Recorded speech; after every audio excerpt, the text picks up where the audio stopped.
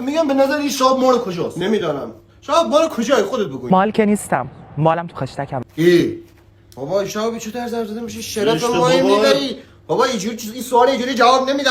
نگاه کن. برام تو مال کجاست؟ تو خشتک شاب مال بیاد. همون چیه که انگشت کردی داخلش؟ اوکی بالاخره کار خودش رو کرد. چه کردش توت؟ چه؟ گفتم روی ریاک نزن. آقا چه کرد؟ انگشتش کرده توت. آقا نه نگاه کن خودت. خب کرده توت چی؟ آقا من چه میدونم؟ یادگار عزیزمه. این انگشتر وقتی که مرد بهم داد.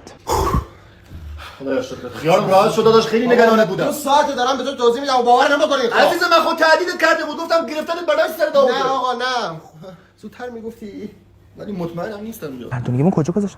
او تو شاب پیدا نکردی این مردانگی 100 ساله تو داری دنبالش اگه میگردی. میخوای دنبالش بگردی آقا آقا بیا نیست. مردانگی ما رو ببر بیا دست بکش از این مسخره خاموش بازی. بکن. مردانگی ما برای تو. 2 کلمه است. چاپ تو رو برای چی دنبال میکنن؟ آفرین بهترین سوال ممکنه پرسید برای چه دنبالش میکنی؟ خودت بری چه دنبالش میکنی؟ من به خاطر قلب بزرگش. منم به خاطر قلب بزرگ. هیچی قلب بزرگ نه. نمیشه تو آدم. نه. ببین دورت گنده باشه. قلب پاک و بزرگ. تمام دری که دریاست قلبش بزرگ.